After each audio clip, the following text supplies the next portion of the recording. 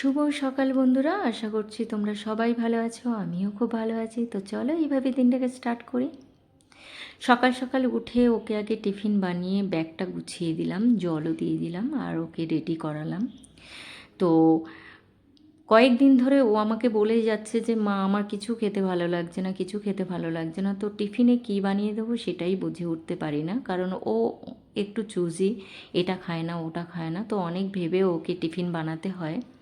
তো যাই হোক, ওকে স্কুল গাড়িতে তুলে দিয়ে আমি সোজা মার্কেটে চলে গেছিলাম, কারণ আজকের ও ছাড়াও আমার একটা ভাইপো আসবে।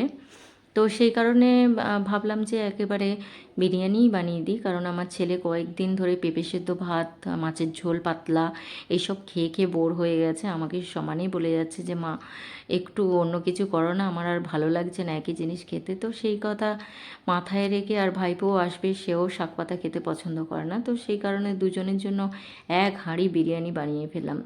তবে ওরা দুজন খাবে না, তার সাথে আমিও খাবো। আর দুবেলার জন্য করে রেখেছি, কারণ ওবেলা আর কি করব দুজনের জন্য।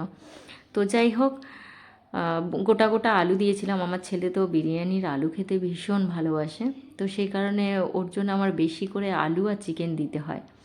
তো যাই হোক, ওই এর মধ্যে ওর স্কুল কমপ্লিট হয়ে গিয়ে বাড়িতে চলেও এসেছে।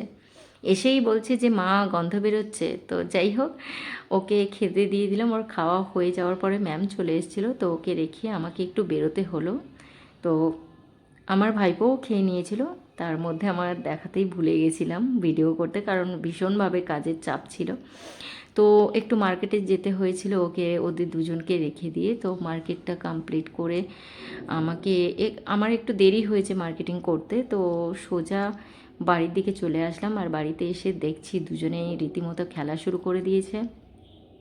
আর ওর জন্য নিয়ে এসেছিলো উনো, আর ওর বার্থডে গিফট টিফটগুলো নিয়ে এসেছিলো। তো ও ফাইনালি চলে যাচ্ছে। তো চলো ওকে টাটা করে দিই।